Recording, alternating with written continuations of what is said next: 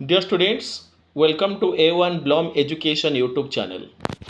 A1 Blom Education YouTube channel ନବମ ଶ୍ରେଣୀର ସମସ୍ତ ଛାତ୍ରଛାତ୍ରୀମାନଙ୍କୁ ସ୍ୱାଗତ କରୁଛି। ଯେଉଁମାନେ ପ୍ରଥମ ଥର କରି ଏହି ଚ୍ୟାନେଲକୁ ଆସିଛ, don't forget to like share and subscribe. This is your channel A1 Blom Education। ଆଜି ଆମେ ଦେଖିବା chapter 4 the missile man of India. ପିଲାମାନେ, the missile man of India କାହାକୁ କୁହାଯାଏ? The missile man of India କହିଲେ ଭାରତର କ୍ଷେପଣାସ୍ତ୍ର ମାନବ। ହେଲା, ଭାରତର କ୍ଷେପଣାସ୍ତ୍ର ମାନବ କିଏ? ନା doctor A.P.J Abdul Kalam. Doctor A.P.J Abdul Kalam. Abdul Kalam. ତାହେଲେ ଏହି ମହାପୁରୁଷଙ୍କ ବିଷୟରେ ଆଜି ଆମେ ଜାଣିବା, ଯେ ଭାରତର ମିସାଇଲ୍ ମ୍ୟାନ୍। ତ ମିସାଇଲ୍ ମ୍ୟାନ୍ଙ୍କର ଜୀବନୀ କାହାଣୀ ଆମେ ଆଜି ଆଲୋଚନା କରିବା। So without wasting time, let's start. Abul Pakir Jainulabdeen Abdul Kalam. ତାହେଲେ ଅବଦୁଲ କଲାମଙ୍କ ପୁରା ନାଁ ଥିଲା A.P.J ଅବଦୁଲ କଲାମଙ୍କର Avul Pakir Jainulabdeen Abdul Kalam, better known as doctor A.P.J Abdul Kalam. ତାଙ୍କୁ ଭଲ ଭାବରେ ସମସ୍ତେ ଜାଣନ୍ତି doctor A.P.J Abdul Kalam. Was one of the most distinguished scientists of India. ତାହେଲେ ଭାରତର ସେ ଜଣେ ପ୍ରସିଦ୍ଧ ବୈଜ୍ଞାନିକ। As he was intimately involved in India's civilian space program, ତାହେଲେ ଏହି ମହାମାନବ ତାଙ୍କୁ ଭଲ ଭାବରେ ଭାରତର ଯେଉଁ ସିଭିଲିଆନ୍ ସ୍ପେସ୍ ପ୍ରଶାସନିକ ଯେଉଁ ଜାହାଜ ପ୍ରଶାସନିକ ଯେଉଁ ବ୍ୟୋମ କାର୍ଯ୍ୟକ୍ରମ ବିଷୟରେ ତାଙ୍କୁ ଭଲ ଭାବରେ ସେ ଅନ୍ତର୍ଭୁକ୍ତ ଥିଲେ। ଆଣ୍ଡ ମିଲିଟାରୀ ମିସାଇଲ୍ ଡେଭଲପମେଣ୍ଟ ଏଫର୍ଟସ୍, ତାହେଲେ ଭାରତର ଯେଉଁ ସୈନ୍ୟବାହିନୀର କ୍ଷେପଣାସ୍ତ୍ରର ପ୍ରଗତି କ୍ଷେତ୍ରରେ ତାଙ୍କର ଉଦ୍ୟମ ଅବିସ୍ମରଣୀୟ। ହେଲା, ତାଙ୍କର ପରିଶ୍ରମ, ତାଙ୍କର ଶ୍ରମ ଅବିସ୍ମରଣୀୟ। କିଏ? ନା missile man Avul Pakir Jainulabdeen Abdul Kalam. He came to known as, ତାଙ୍କୁ ସେ ବିଶେଷ ଭାବରେ ଜଣାଶୁଣା the missile man of India. In 2002, ତାହେଲେ ଅବଦୁଲ କଲାମଙ୍କ ଦ୍ୱାରା କେତେ ଗୁଡ଼ିଏ ପୁସ୍ତକ ମଧ୍ୟ ସେ ଲେଖିଥିଲେ। ତାଙ୍କର ଯେଉଁ ଆତ୍ମଜୀବନୀ ୱିଙ୍ଗସ୍ ଅଫ୍ ଫାୟାରରୁ ଏହି ବିଷୟଟି ଆସିଛି। ପିଲାମାନେ, କ'ଣ ନା ୱିଙ୍ଗସ୍ ଅଫ୍ ଫାୟାର, ମନେ ରଖିଥିବ, ଅଗ୍ନିର ଡେଣା। ଅଗ୍ନିର ଡେଣା ପୁସ୍ତକରୁ ଏହି ବିଷୟଟି ଆସିଅଛି।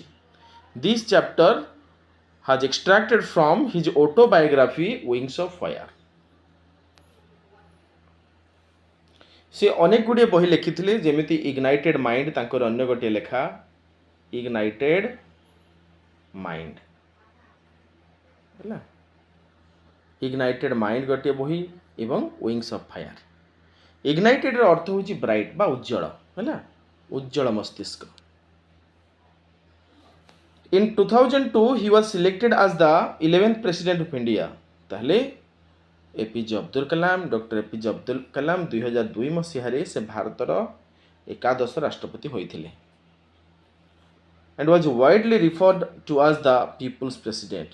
ଏବଂ ସେ ସମ୍ପୂର୍ଣ୍ଣ ଭାବରେ ସୂଚିତ ହୋଇଥିଲେ, ନିଜକୁ ସୂଚିତ କରିଥିଲେ ଏ ଭାରତ ମାତାର ସନ୍ତାନ ହିସାବରେ, ଲୋକମାନଙ୍କର ରାଷ୍ଟ୍ରପତି ହିସାବରେ ସେ ନିଜକୁ ସୂଚିତ କରିଥିଲେ 2002 ମସିହାରେ।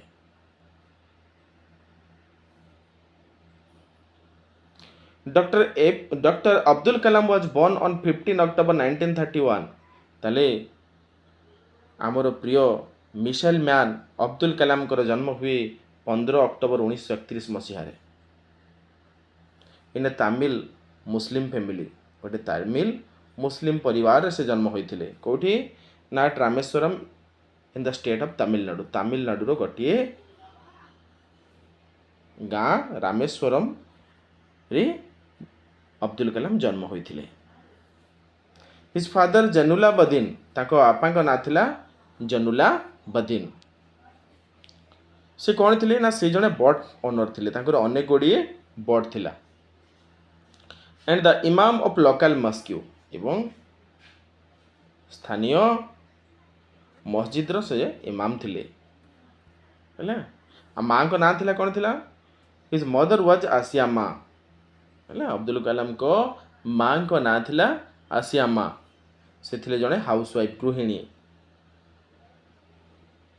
ହିଜ୍ ଫାଦର ଓନେଡ୍ ଏ ଫେରି ଦ୍ୟାଟ୍ ଟୁକ୍ ହିନ୍ଦୁ ପିଲଗ୍ରିମ୍ସ, ତାହେଲେ ତା ବାପାଙ୍କର ଅନେକ ଗୁଡ଼ିଏ କ'ଣ ଥିଲା? ଅନେକ ଗୁଡ଼ିଏ ନୌକା ଥିଲା। That took Hindu pilgrims back, ଏବଂ ସେଥିରେ ହିନ୍ଦୁ ତୀର୍ଥଯାତ୍ରୀମାନଙ୍କୁ ଆଣୁଥିଲେ। And forth between Rameswaram and Dhanushkodi, ତାହେଲେ କେଉଁ ସ୍ଥାନରୁ ନେବା ଆଣିବା କରୁଥିଲେ? ନା ରାମେଶ୍ୱରମ୍ ଏବଂ ଧନୁଷକୋଡ଼ି, ଏହି ଦୁଇଟି ଅଞ୍ଚଳରୁ ହେଲା ସେ ହିନ୍ଦୁ ତୀର୍ଥଯାତ୍ରୀମାନଙ୍କୁ ନେବା ଆଣିବା କରୁଥିଲେ।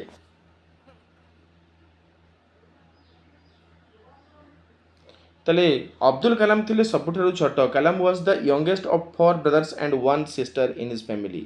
ତାହେଲେ ଅବଦୁଲ କାଲାମଙ୍କର କ'ଣ ଥିଲେ? 4 ଜଣ ଭାଇ ଥିଲେ ଏବଂ ଗୋଟିଏ ଭଉଣୀ ଥିଲେ। ଏବଂ ସବୁଠାରୁ ଛୋଟ କିଏ ଥିଲେ? ନା Abdul Kalam, youngest. He was the youngest of 4 brothers and 1 sister.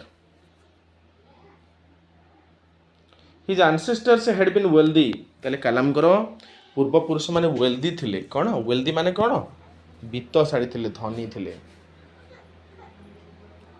Wealthy traders, traders କହିଲେ ବ୍ୟବସାୟୀ। ଆଣ୍ଡ ଲ୍ୟାଣ୍ଡ ଅନର୍ସ, ଏବଂ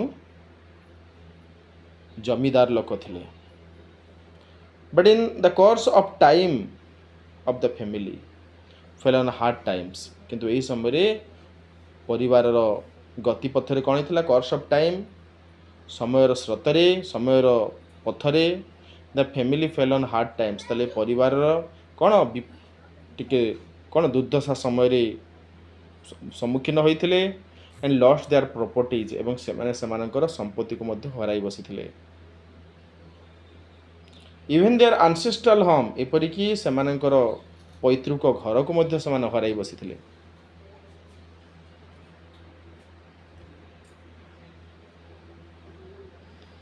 ବାଇ ହିଜ୍ ଆର୍ଲି ଚାଇଲ୍ଡହୁଡ୍, ତାହେଲେ ଅବଦୁଲ କାଲାମଙ୍କର ଶୈଶବ ଅବସ୍ଥାରେ the family head already become poor, ତାହେଲେ ପରିବାରର ସମସ୍ତ ସଦସ୍ୟ ଗରିବ ହୋଇଯାଇଥିଲେ।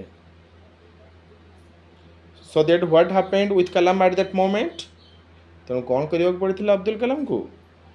Abdul Kalam had to sell newspapers to supplement his family's income, ତାହେଲେ ଅବଦୁଲ କାଲାମକୁ ଖବରକାଗଜ ବିକିବାକୁ ପଡ଼ିଥିଲା ଫ୍ୟାମିଲିକୁ ସପ୍ଲିମେଣ୍ଟ କରିବା ପାଇଁ, ଫ୍ୟାମିଲିକୁ ସାହାଯ୍ୟ କରିବା ପାଇଁ। So dear students, take a look on each points what I am discussing here.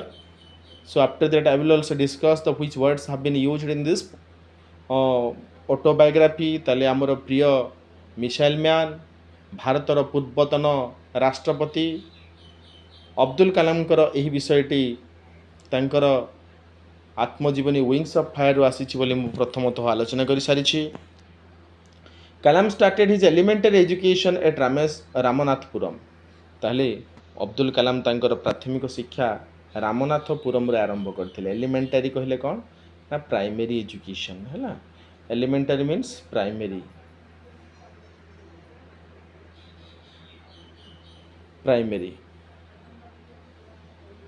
He had a science teacher named Siva Subramania Iyer, ତାହେଲେ ଅବଦୁଲ କାଲାମଙ୍କର ଜଣେ ବିଜ୍ଞାନ ଶିକ୍ଷକ ଥିଲେ ଯାହାର ନାଁ ଥିଲା Shiva Subramaniam Iyer. Who was very loving and affectionate, ସେ ବହୁତ ସ୍ନେହୀ ଏବଂ ଅନୁରାଗୀ ଥିଲେ।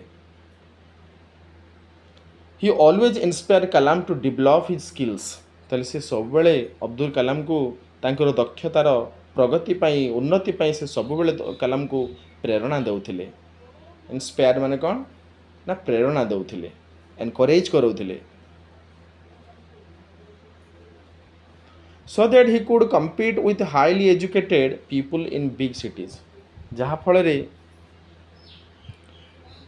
ସହରରେ ବା ନଗରରେ ବାସ କରୁଥିବା ଲୋକମାନଙ୍କ ସହିତ ସେ କ'ଣ କମ୍ପିଟ୍ କରିପାରୁଥିଲେ। କିଏ? ନା ଅବଦୁଲ କାଲାମ। କମ୍ପିଟ୍ ଅର୍ଥ କ'ଣ? ନା ପ୍ରତିଯୋଗିତାରେ ଭାଗ ନେଇପାରୁଥିଲେ ହେଲା। ତାହେଲେ ଅବଦୁଲ କାଲାମଙ୍କର ଏପରି ଜଣେ ଶିକ୍ଷକ ଥିଲେ ଯେ ସବୁବେଳେ ପ୍ରେରଣା ଦେଉଥିଲେ। Abdul Kalam had a science teacher whose name was Shiva Subramaniam Iyer and who inspired him, ଯିଏକି କାଲାମକୁ ପ୍ରେରଣା ଯୋଗାଉଥିଲେ। ଆଉ କ'ଣ କହୁଥିଲେ? You have to develop your skills, Kalam ତୁମେ ତୁମର ଦକ୍ଷତାକୁ ବୃଦ୍ଧି କର। So that Abdul Kalam enhanced his skills and competed with the highly educated people in the big cities ଏବଂ ଉଚ୍ଚ ଶିକ୍ଷିତ ଲୋକ ନଗରୀରେ ରହୁଥିବା ଉଚ୍ଚ ଶିକ୍ଷିତ ଲୋକମାନଙ୍କ ସହିତ ସେ କମ୍ପିଟିସନରେ ଭାଗ ନେଉଥିଲେ।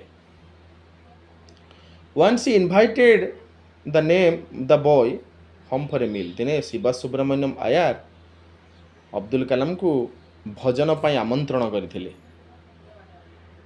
which his wife disliked, ଯୋଉଟାକି ତାଙ୍କ ସ୍ତ୍ରୀ ନାପସନ୍ଦ କଲେ, and refused to serve a Muslim child like him, ଏବଂ ଜଣେ ମୁସଲିମ ପିଲାକୁ ଖାଦ୍ୟ ପରସିବା ପାଇଁ ସେ ମନା କରିଦେଇଥିଲେ। କିଏ ନା ଶିବା ସୁବ୍ରମଣ୍ୟମ ଆୟାଙ୍କର ସ୍ତ୍ରୀ।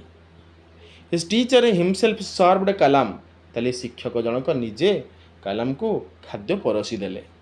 ସର୍ଭଡ ମାନେ କ'ଣ ନା ଖାଦ୍ୟ ପରସିଲେ। while she watched them eat from behind the kitchen door, ଏବଂ ତାଙ୍କ ସ୍ତ୍ରୀ ଶିବାସ ତାଙ୍କର ଗୁରୁମା ଯିଏ ତାଙ୍କୁ କ'ଣ ନା ରୋଷେଇ ଘରର ଦ୍ୱାର ନିକଟରୁ ସେ ଦେଖୁଥିଲେ, ପଛପଟୁ ଦେଖୁଥିଲେ। but his behavior, କିନ୍ତୁ ତାଙ୍କର ଆଚରଣ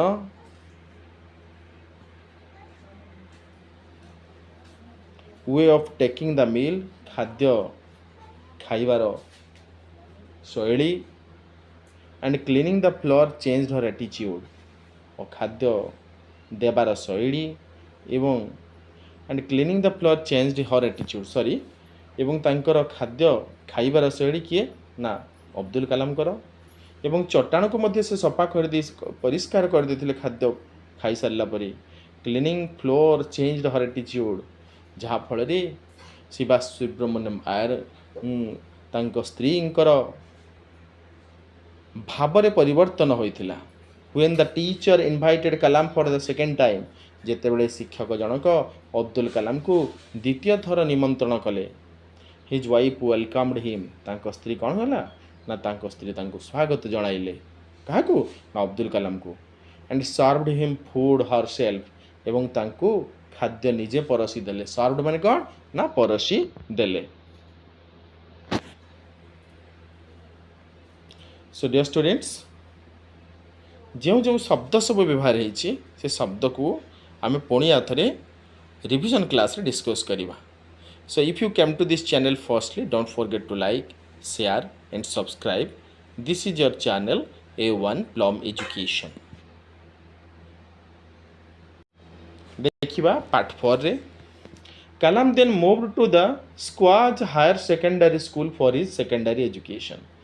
ତାହେଲେ ଯେତେବେଳେ ଏଲିମେଣ୍ଟାରୀ ଏଜୁକେସନ୍ ସରିଗଲା ହେଲା, ତାପରେ ସ୍କ୍ୱାର୍ଜ ହାୟର ସେକେଣ୍ଡାରୀ ସ୍କୁଲକୁ ଅବଦୁଲ କାଲାମ ତାଙ୍କର ନେକ୍ସଟ ଏଜୁକେସନ୍ ପାଇଁ ଗଲେ। ଇନ୍ ହିଜ୍ ସ୍କୁଲ ଇୟର୍ସ, ତାଙ୍କର ବିଦ୍ୟାଳୟ ବର୍ଷ ଗୁଡ଼ିକରେ ହି ହାଡ଼ ଆଭରେଜ୍ ଗ୍ରେଡ୍ସ, ତାଙ୍କର ଗ୍ରେଡ୍ ଆଭରେଜ୍ ଥିଲା। But was considered a bright and hardworking student, କିନ୍ତୁ ସେ ଜଣେ ବିଜ୍ଞ ଏବଂ କଠିନ ପରିଶ୍ରମ କରୁଥିବା ଛାତ୍ର ଥିଲେ। who had a strong desire to learn, ତାଙ୍କର ବହୁତ ଅଭିଳାଷ ଥିଲା, ବହୁତ ଇଚ୍ଛା ଥିଲା, ଡିଜାୟାର ଥିଲା ଅଧିକ ଜାଣିବା ପାଇଁ। he spent hours on his studies, ତାହେଲେ ଘଣ୍ଟା ଘଣ୍ଟା ସମୟ ସେ ପାଠପଢ଼ାରେ ସମୟକୁ ଅତିବାହିତ କରୁଥିଲେ। ସ୍ପେସିଆଲି ମ୍ୟାଥମେଟିକ୍ସ, ସ୍ୱତନ୍ତ୍ର ସାଧାରଣତଃ ମ୍ୟାଥମେଟିକ୍ସରେ ବହୁତ ସମୟ ସେ ଅତିବାହିତ କରୁଥିଲେ। କିଏ ନା ଆମର ପ୍ରିୟ APJ Abdul Kalam, missile man of India, 11th President of India. After completing his studies here, ତାଙ୍କର ଏଠାରେ ଶିକ୍ଷା ପରିସମାପ୍ତି ପରେ Kalam was admitted to Saint Joseph's college, ତାପରେ ଅବଦୁଲ କାଲାମ ସେଣ୍ଟ ଜୋସେଫ କଲେଜରେ ଆଡ଼ମିଟ୍ ହେଇଗଲେ। ସେ କଲେଜଟି ଥିଲା କେଉଁଠି ନା ଥିରୁଚିରାପଲ୍ଲୀ। where he graduated in physics, ଯେଉଁଠାରେ ସେ ଫିଜିକ୍ସରେ ଗ୍ରାଜୁଏସନ୍ କମ୍ପ୍ଲିଟ୍ କଲେ 1954। his dream in life was to become a pilot, ତାହେଲେ ତାଙ୍କ ଜୀବନ ଲକ୍ଷ୍ୟ କ'ଣ ଥିଲା ନା ସେ ବଡ଼ ହେଲେ ଜଣେ ପାଇଲଟ ହେବେ। so he applied for studying engineering, ତେଣୁ ସେ ଇଞ୍ଜିନିୟରିଂ ପାଠ ପଢ଼ିଲେ।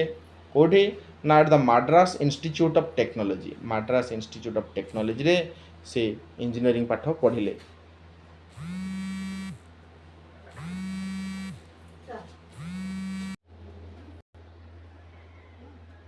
तापर कौन ला देखिबा आमे ही वाज सिलेक्टेड से सिलेक्ट होइथिले but education at such a prestigious institute was not too easy तले एही परि जो गोटे सुनाम धन्य प्रतिष्ठान रे शिक्षा लाभ करने सहज नथिला it was an expensive affair ताले यह बहुत व्ययबहुल विषयर कथा थिला अराउंड 1000 रुपीज 1000 टंका उपरे वाज रिक्वायर्ड टू पे टुवर्ड्स द कोर्स फी ताहले कोर्स फी आवश्यक पड़िला